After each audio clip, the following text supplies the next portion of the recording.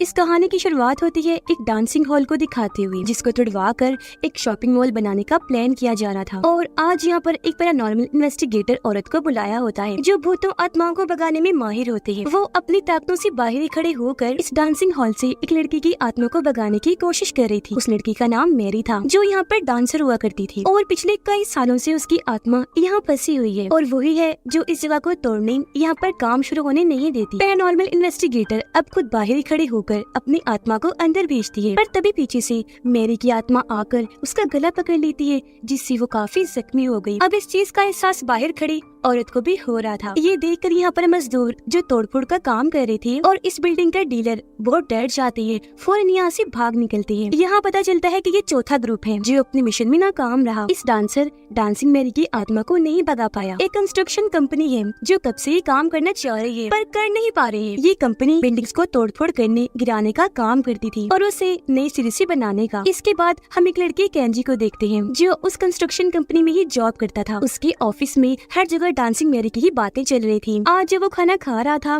तो उस dancing hall को गिराने की जिम्मेदारी अब उसे दे दी जाती है, यानी अब उस भूतिया जगह को कैंजी को तोड़वाना है। जहाँ बाकियों की तरह पहले तो वो भी डर जाता है, लेकिन फिर पैरानॉर्मल इन्वेस्टिगेटर की मदद लेने का फैसला करता है। बड़ी मुश्किल से उसे पैरानॉर्मल इन्वेस्टिगेटर्स का एक ग्रुप मिलता है, जो उसका साथ देने के लिए तैयार हो जाते हैं, यानी डांसिंग मैरी की आत्मा को वहाँ से भगाने के लिए। इसलिए खुशी खुशी कैंजी उन्हें अपने साथ उस डांसिंग हॉल में ले जाता है। पर जब ये लोग वहाँ पहुँचे तो इतना डर गए कि कोई भी अंदर जाने के लिए तैयार नहीं था, क्योंकि उन्हें पता था कि मैरी बहुत ताकतवर आत्मा है और हमारी ताकतें उसके आगे कुछ भी नहीं। अब जब कैंजी बिल्डिंग की तरफ देखता है तो एक पल के लिए उसे भी डांसिंग मैरी की आत्मा दिख जाती है। वो भी इतना डर गया कि जल्दी से वहाँ से भाग जाता है। उसे देखकर वो ग्रुप भी भाग गया। अब थक हार कर कैंजी घर वापस आ गया। उसे कुछ समझ नहीं आ रही थी कि मैं वहाँ से भूत कैसे भगाऊं, जबकि कंपनी का मालिक भी काफी परेशान था, क्योंकि उसके लोग उसे बार बार उस जगह को तुड़वाने के लिए कह रहे थे। तब तंग आकर वो फैसला करता है कि अगर 3 दिन तक उस जगह को ना तुड़वाया गया तो मैं आखिर में उस पूरी बिल्डिंग को बॉम्ब से ही उड़वा दूंगा। ये बॉम्ब धमाकों वाले काम के लिए वो एक आदमी की मदद लेता है, जिसका यही काम था, और वो आदमी काफी खतरनाक था। अब जब कैंजी होटल में बैठकर खाना खा रहा था तो वो कुछ लड़कियों की बातें सुन लेता है। वो एक स्टूडेंट की बात कर रही थी जो एक पैरानॉर्मल इन्वेस्टिगेटर थी, जिसका नाम युगी था। उसकी ताकतें थी कि वो भूतों को देख सकती थी, उनसे बात कर सकती थी और भूतों की आत्माओं को सुकून दिला सकती थी। इसके अलावा उसके पास कुछ और ताकतें थी जो बेहद कमाल थी। ये बातें सुनकर कैंजी फौरन उन लड़कियों के पास जाता है, कहने लगा कि प्लीज इस लड़की के घर का पता मुझे दे दो, मुझे इसकी मदद चाहिए, मैं बेहद परेशान हूँ। जिसके लिए वो लड़कियाँ मान गई और अब कैंजी उसके घर का पता लेकर फौरन निकल जाता है। युगी के घर जब वो पहुंचा तो दरवाजा खुला था। आवाज लगाने पर जब अंदर से कोई ना आया तो कैंजी अंदर घुस गया, जहाँ उसे युगी बहुत ही बुरी हालत में मिलती है। उसने हाथ में चाकू पकड़ रखा था, क्योंकि अपनी कलाई काट ली थी, बुरी तरह बेहोश पड़ी थी, जिससे हम जान पाए कि अपनी जिंदगी से तंग है। इसीलिए उसने अपनी जान लेने की कोशिश की। ये देखकर वो इतना डर गया कि बेकाबू होकर वहीं गिर जाता है, पर खुद को संभाल कर युगी को फौरन हॉस्पिटल लेकर जाता है, जिससे उसकी जान बच गई। पर वो भी घर नहीं जाता, उसके साथ ही हॉस्पिटल रुकता है। यहाँ कैंजी की मुलाकात 2 मरीज औरतों से हुई जिन्हें कैंसर था। उनके पास टाइम बहुत कम था, बहुत जल्द उनकी मौत हो जानी थी। वो कैंजी से बातें करने लगी, जिंदगी की अहम बातें बताती है कि तुम जिंदगी में ऐसे जियो कि तुम्हें फख्र हो और हमेशा अपने जीने का मकसद ढूंढो कि आखिर तुम्हें किस लिए पैदा किया गया है। खैर रात होते ही कैंजी वहाँ से चला गया। फिर जब युगी को होश आई तो वो दोनों औरतें अब उसके साथ बातें करने लगी। ये लोग काफी हंसी खुशी अपना वक्त गुजारते हैं और ऐसे ही रात गुजर गई। अगली सुबह होते ही युगी को हॉस्पिटल से छुट्टी मिल गई, जहाँ उसे लेने कैंजी पहुँच जाता है और उसे अपनी सारी परेशानी बता देता है। उधर कंपनी का मालिक भी उस खतरनाक आदमी को बुलाकर सारा प्लान समझा देता है कि क्या करना है और कैसे करना है, जिस पर खतरनाक आदमी मान गया, इस मिशन को ले लेता है और कहता है कि अब से जो भी होगा वो मेरे हिसाब से किया जाएगा। कैंजी अब युगी से मदद मांगता है, तब वो मदद करने को तैयार तो हो गई, साथ में बता देती है कि मैं भूतों आत्माओं को भगाने का काम नहीं करती, बल्कि मैं तो आत्माओं को सुकून शांति दिलाने का काम करती हूँ, उनसे बात कर सकती हूँ, उन्हें देख सकती हूँ। अब कैंजी काफी हैरान था कि कैसे भूतों को देख सकती है। कहता है कि तुम्हारी इस खूबी से मैं बहुत मुतासिर हुआ। युगी कहती है ये कोई बड़ी बात नहीं, हर कोई भूतों को देख सकता है। ये कहकर वो कैंजी का हाथ पकड़ लेती है, जिसके फौरन बाद कैंजी को आसपास का सब कुछ ब्लैक एंड व्हाइट इन्हीं रंगों के बगैर काला सफेद दिखाई दे रहा था। इस काली सफेद दुनिया में कैंजी आसपास देख ही रहा था कि तभी उसे कुछ दूर खड़ी एक लड़की की आत्मा दिखाई देती है, जिससे वो इतना डर गया कि जोर जोर से चिल्लाने लगता है। है और अब जैसे युगी उसका हाथ छोड़ती है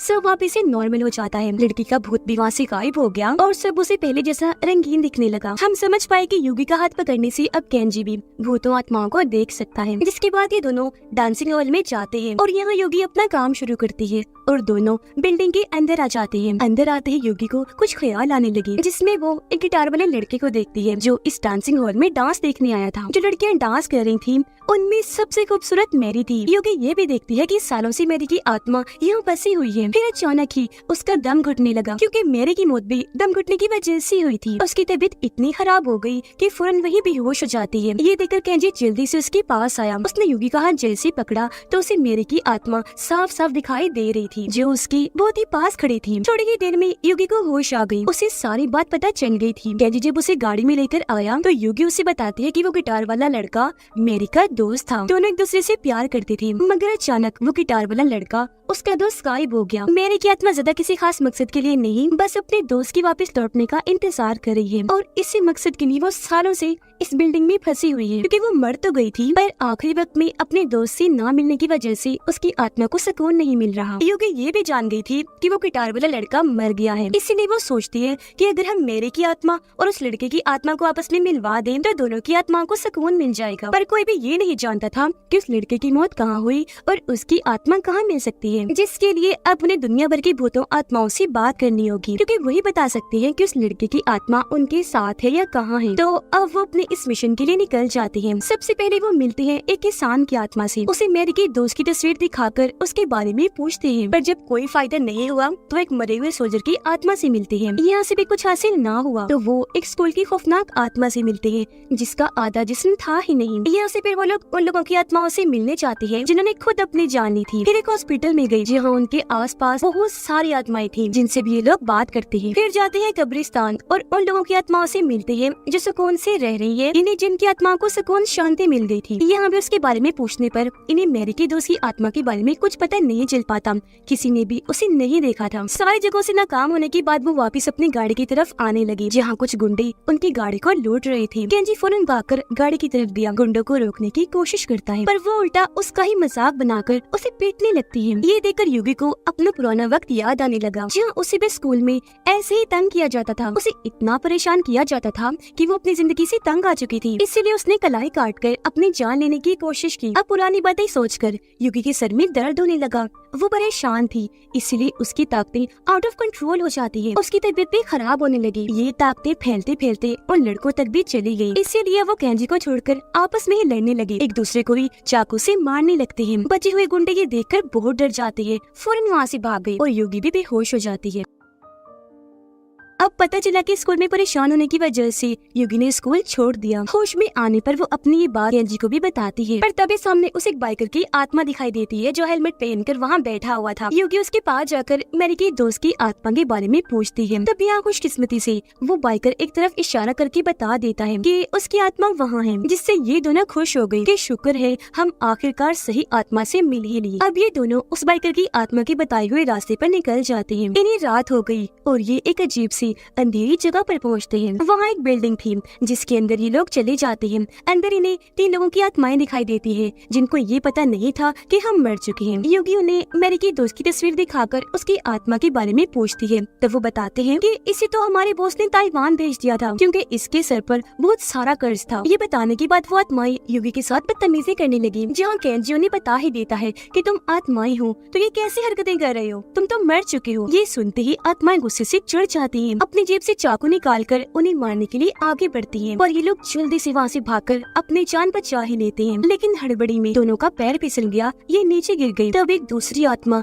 युगी को खींचकर अपने साथ ले जाती है। जब केंजी उस जगह पर जाकर देखता है तो उसे पता चला कि ये एक बेघर आदमी की आत्मा थी जो अब इनसे बातें करने लगा। बताता है कि मेरी मौत नींद में ही हो गई थी। आत्मा को जब पता चला कि केंजी उस कंस्ट्रक्शन कंपनी में काम करता है तो उसे बहुत गुस्सा आ जाता है। वो चिढ़ गया, जोर से चिल्लाने लगा। दरअसल हुआ यूँ था कि ये बेघर आदमी और इसके दोस्त उस डांसिंग हॉल के पास बड़े आराम से रह रहे थे, पर केंजी की कंपनी ने उन सबको वहाँ से भगा दिया और उनके रहने का जरिया छीन लिया, जिससे ये बात साबित हुई कि कहीं न कहीं इस आदमी की मौत केंजी की कंपनी की वजह से हुई। इस बात से आदमी दुखी होकर रोने लगा।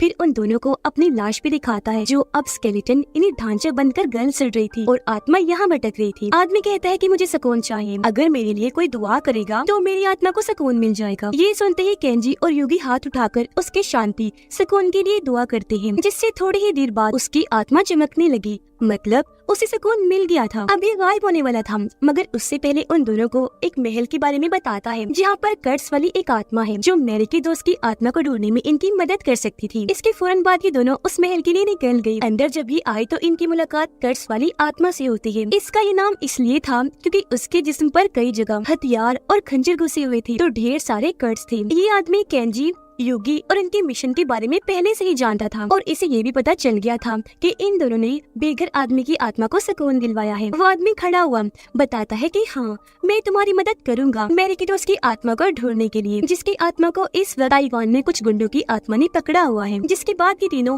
ताइवान जाने के लिए प्लेन में बैठ जाते हैं। प्लेन से उतरने की बात जब भी बाजार में चल रही थी तो वो आदमी अपनी कहानी बताता है। हमें पता चला कि ये गुंडों का बॉस था, पर एक दिन एक दूसरे ग्रुप के बॉस ने इसके लोगों को अपनी तरफ कर लिया था और इसको सभी लोगों ने मिलकर बहुत सारे खंजर और चाकू दे मारे, जिससे वहीं उसकी मौत हो गई। जिसके बाद ये दोनों पहुंच जाते हैं मेरे के दोस्त की आत्मा के ठिकाने पर, जहां उसे गुंडों की आत्मा ने पकड़ के कैद किया हुआ था। ये आदमी जब आगे बढ़ा तो दरवाजे पर 3 गुंडे खड़े थे। उन्हें देखते ही वो दौड़ा और अपने जिस्म से खंजर निकालकर उन पर हमला कर देता है। एक की पेट में घुसा देता है, एक की गर्दन काट देता है और एक का चेहरा ही काट के रख देता है।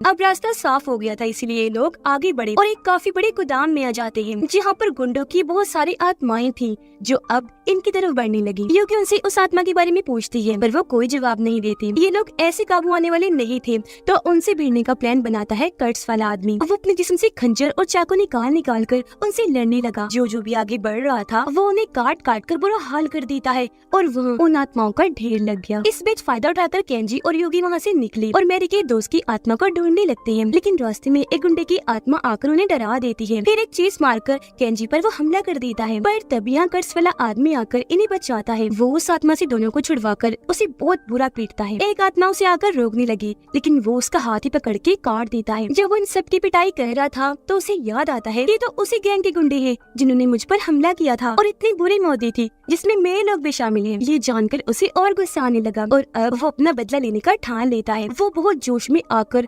सभी आत्माओं को मारकर ढेर कर देता है और वहाँ हर तरफ आत्माओं की लाशें ही नजर आती है। उधर केंजी और युगी को आखिरकार वो मिल ही जाता है, जिसे जेल में बंद किया हुआ था। ये दोनों उसे वहाँ से आजाद करके कर्ट्स वाले आदमी के पास आते हैं, पर क्योंकि मैरी की दोस्त की आत्मा को ढूंढने में उसने इनकी मदद की थी, एक अच्छा काम किया था, इसीलिए उसकी आत्मा को भी सुकून मिल जाता है। जहाँ पहले उसकी आत्मा बेचैन थी और वो भी वहाँ से गायब हो जाता है। फिर ये लोग मैरी की दोस्त की आत्मा को अपने साथ बिठाकर उसे मैरी से मिलवाने के लिए ले जाने लगते हैं और वो उससे मिलने से हिचकिचा रहा था। कहता है कि मैं मैरी से नहीं मिलना चाहता, वो मुझसे नाराज होगी, बहुत गुस्सा करेगी। तब योगी उसे समझाती है कि ऐसा कुछ नहीं है, वो तो तुमसे इतना प्यार करती है कि सालों से तुम्हारा इंतजार कर रही है। अब ये इंतजार वाली बात सुनकर वो मैरी से मिलने के लिए खुशी खुशी तैयार हो जाता है। पर दूसरी तरफ कंस्ट्रक्शन कंपनी के वर्कर्स डांसिंग हॉल को उड़ाने के लिए वहाँ बॉम्ब वगैरह लगा चुके थे। अब सफर के दौरान मैरी का दोस्त बताता है कि आखिर हुआ क्या था, जहाँ से हम इन दोनों की कहानी जान पाते हैं। असल में इस लड़की ने पहली बार मैरी को डांस करते हुए देखा था, तो वो इसे काफी पसंद आ गई। उसने इससे दोस्ती कर ली, ये जानते हुए भी कि वो गूंगी और बहरी है, मतलब न सुन सकती है और न ही बोल सकती है, क्योंकि वो ज़हीन ही इतनी थी कि बस म्यूजिक वाइब्रेशन को महसूस करके ही डांस करती थी। फिर आहिस्ता आहिस्ता इन दोनों ने एक साथ वक्त गुजारना शुरू किया और इन्हें प्यार हो गया। इसने मेरे से वादा किया था कि हम शादी करके एक हो जाएंगे और मैं जिंदगी भर तुम्हारा साथ निभाऊंगा, तुम्हें एक अच्छी खुशियों वाली जिंदगी दूंगा। वो फिर एक घर खरीदता है, जिसे मेरी को दिखाने वो ले जाता है। वो उसे बताता है कि आज रात मैं तुम्हें लेने आऊंगा, फिर हम शादी कर लेंगे और हमेशा यही रहेंगे। लेकिन शाम को आने से पहले मैंने एक बहुत जरूरी काम करना है, मैंने कुछ गुंडों से निपटना है। तब उसकी इस बात का जवाब मेरे लिख के देती है, कहती है कि मुझे तुम पर यकीन है और मैं हमेशा ही तुम्हारे आने का इंतजार करूंगी। ये कहकर वो गले लगी और और उसका दोस्त निकल गया। वो जब गुंडों के पास आया तो उन्होंने इसी ताइवान भिजवाकर मरवा दिया। उधर मेरिका डांस शुरू होने से पहले ही उसका इनहेलर गुम हो गया। क्योंकि उसे दमा था तो सांस लेने में वो इनहेलर इस्तेमाल करती थी, पर वो ना मिलने पर मेरिका सांस उखड़ने लगा, उसका दम घुटने लगता है और इस तरह उसकी तड़प तड़प की मौत हो गई। अब उसकी मौत पर सबको इतना दुख हुआ कि उन्होंने इस डांसिंग हॉल को ही बंद करवा दिया, जिसके बाद मेरी की आत्मा यही रुककर हमेशा अपने दोस्त के वापस आने का इंतजार करती रहेगी। ये कहानी बताने के बाद उसका दोस्त भी मेरी से मिलने के लिए और बेचैन हो गया और गाड़ी की स्पीड बढ़वा देता है, पर इतनी स्पीड की वजह से पुलिस गाड़ी रुकवाने के लिए बीच में आ जाती है। अब क्योंकि मेरी का दोस्त जल्द से जल्द जाना चाहता था तो पुलिस की फजूल पूछताछ से बचने के लिए वो केंजी के जिस्म में घुस जाता है और उसके जिस्म को अपने हिसाब से कंट्रोल करने लगता है। उसकी आंखें एकदम डरावनी भूतिया हो गई थी और अब वो पुलिस को चकमा देकर फुल स्पीड में गाड़ी वहाँ से भगा लेता है। इससे युगी काफी डर गई, लेकिन तभी गाड़ी के सामने अचानक हॉस्पिटल वाली औरतें आ जाती है जिन्हें कैंसर था। वो गाड़ी भगाता गया और उन दोनों औरतों के अंदर से लेकर गुजर जाता है, पर उन्हें कुछ नहीं होता, जो देखकर युगी की होश उड़ गई कि ये तो जिंदा थी। असल में वो जिंदा नहीं, उसी हॉस्पिटल में मर गई थी क्योंकि उनके पास टाइम कम था और वो यहाँ युगी को आखिरी अलविदा कहने आई थी। वो खतरनाक आदमी भी बॉम्ब को फोड़ने के लिए वहाँ आ गया था। इससे पहले कि ऐसे करके वो डांसिंग हॉल को उड़ाते, वहाँ केंजी और युगी आ जाते हैं। अब केंजी, जिसके जिसमें मैरी के दोस्त की आत्मा थी, वो ये तबाही रुकवाने के लिए आगे बढ़ा तो वो लोग उसे ही पकड़कर पीटने लगती हैं। इस बीच उसकी आत्मा केंजी के जिस्म से निकलकर डांसिंग हॉल की तरफ बढ़ने लगती है मैरी के पास जाने के लिए। वो तो बिल्डिंग के अंदर चला जाता है, पर वो सारे लोग केंजी को ही पकड़ लेते हैं और उसके हाथ से बॉम्ब का बटन दबाते हैं। अंदर उसके दोस्त को मैरी की आत्मा मिल गई, खुशी खुशी उसकी तरफ बढ़ने लगा। पर इससे पहले कि दोनों की आत्माएं एक साथ मिलती, वहाँ लगे सारे बॉम्ब फटना शुरू हो जाते हैं और ये बिल्डिंग चुटकियों में ही तबाह बर्बाद होकर कई टुकड़ों में बढ़ जाती है। ये देखकर सारे लोग तो खुश थे, पर केंजी और युगी दुखी होकर रोने लगी क्योंकि उन दोनों के मिलने से पहले ही इन्होंने धमाका कर दिया और वो नहीं मिल पाए और इनकी मेहनत जाया हो गई, ये हार गए। इस वजह से केंजी को इतना गुस्सा आया कि वो अपने बॉस और वर्कर साथियों पर हमला करके उन्हें पीटने लगता है। काफी देर तक वो उनसे लड़ता रहा, पर तंग आकर खतरनाक आदमी के लोग उसे पीटने लगे, जिससे वो वहीं गिर गया और उसे शांत होना पड़ा। सारे लोग तो खुशी मनाकर वहाँ से चले जाते हैं, पर वहाँ सिर्फ बचते हैं तो केंजी और युगी, जो इस वजह से बहुत ज्यादा उदास थे। पर तभी उन्हें टूटे हुए मलबे के बीच मैरी और उसका दोस्त दिखाई देते हैं, जिनकी आत्माएं बिल्कुल ठीक थी और अब आखिरकार वो एक दूसरे के गले से लगकर मिल ही जाते हैं। ये देखकर दोनों की खुशी का कोई ठिकाना ही नहीं रहता, क्योंकि अपने मिशन इन दोनों की आत्माओं को मिलवाने में वो कामयाब हो गई थी। अब मैरी और उसकी दोस्त की आत्माएं भी चमकने लगी, क्योंकि उनको भी सुकून शांति मिल गई थी। इसीलिए वो देखते ही देखते वहाँ से गायब हो जाते हैं। अब यहाँ नोटिस करने वाली बात ये है कि केंजी ने उसका हाथ नहीं पकड़ा हुआ था, वो वैसे उन आत्माओं को देख पा रहा था, जिसका मतलब कि इस पूरे हादसे ने उसे भी भूतों आत्माओं को देखने, उनसे बात करने की ताकत दे दी है। यह युगी भी बहुत खुश थी और अब वो कभी भी खुद को खत्म करने और अपनी जान न लेने का फैसला करती है, क्योंकि जिंदगी के बारे में उसकी सोच बदल चुकी थी। मिशन के पूरा होते ही, उन दोनों के मिलते ही ये दोनों भी खुशी खुशी वहाँ से चले जाते हैं और इसी हैप्पी एंडिंग के साथ ही ये फिल्म इधर ही खत्म हो जाती है।